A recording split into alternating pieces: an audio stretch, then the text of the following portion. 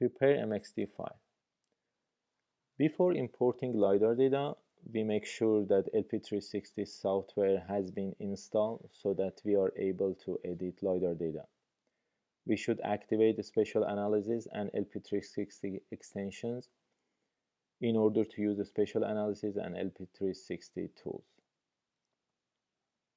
LiDAR data setup. Add LiDAR data layer.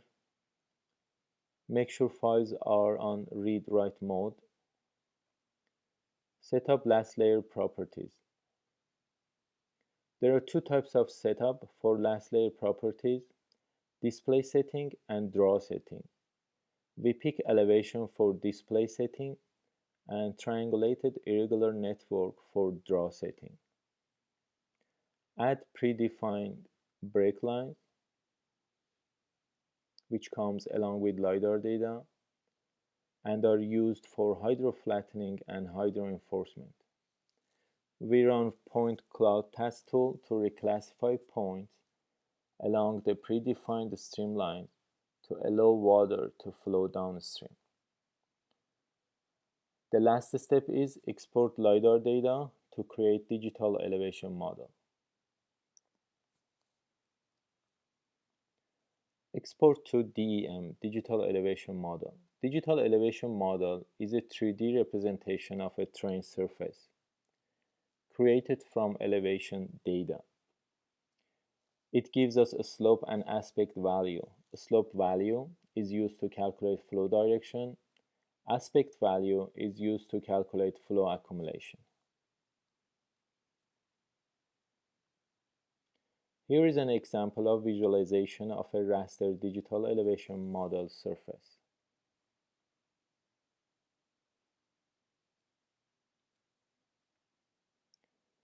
Generating raster layers from DEM. We generate 5 raster layers from digital elevation model by using special analysis tools: hillshade, flow direction, flow accumulation, sink, and field DEM. How does sink work? Sink is a cell or a specially connected cells which has the lowest elevation value among the surrounding cells. That flow direction can't be assigned in flow direction raster. We use sink special analysis tool to identify the sinks and fill special analysis tool to raise the elevation and remove non-legitimate sinks to have continuous flow path. We have two types of sinks: legitimate sinks, which are not filled, like catch basins, and non-legitimate sinks, which are filled and they are caused by artifacts or barriers, such as trees or swimming pools.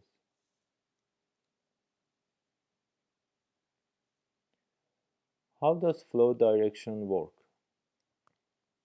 Flow direction is calculated based on an 8-direction model. Water flows from one cell to a cell that has the lowest elevation value. For example, based on the direction coding, if water flows to the east side, system assigns number 1 to that cell. How does flow accumulation work? Flow accumulation is calculated based on the flow direction. The value of cells in the flow accumulation raster is the number of cells that flow into each cell. For example, if one cell has value of 20, it means 20 cells flow into that one cell.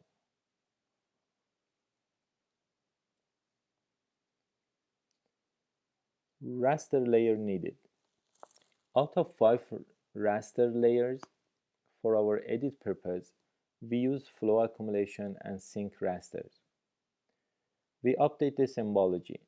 The red color was picked for sink raster, and for flow accumulation, we split into 2 classes: 0 to 250 with no color, due to their low value. They are not taken into consideration, and 250 and above with blue color.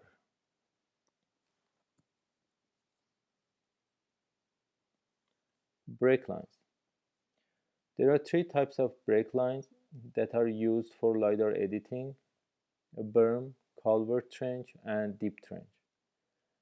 Break lines, based on their functionality, have their own way of certain setup. Berm is used to redirect flow. Culvert trench is used for bridging road to open up a sink that is caused by bridge. Deep trench is used to open up a sink in mountain areas that are caused by trees or big rocks. Applying berm. Here's an example of applying berms. When water hits a tree or a car, it gets redirected and crosses the street. We keep the flow along the street by applying berm.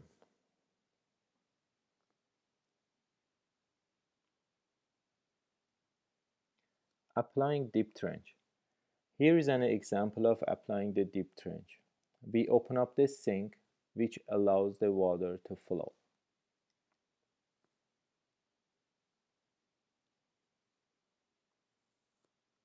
Applying culvert trench. Here is an example of applying culvert trench. We open up the sink, which allows the water to flow into the channel.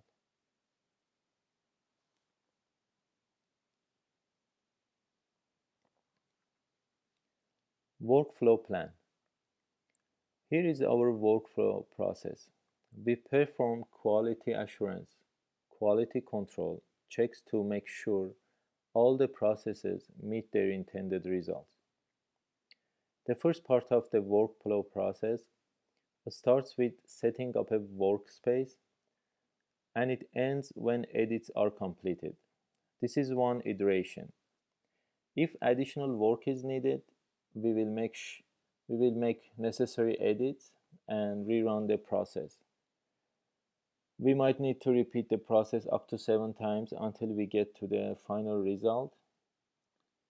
Next, we need to ensure we have the final results from part 1.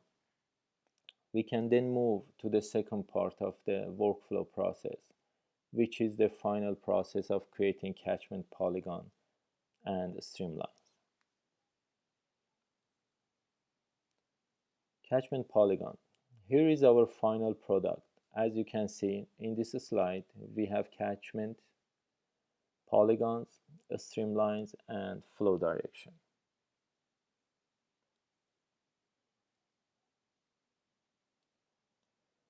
Catchment polygons.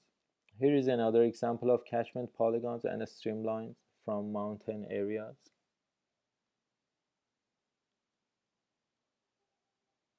Procedure overview. Here is an overview of the completed process.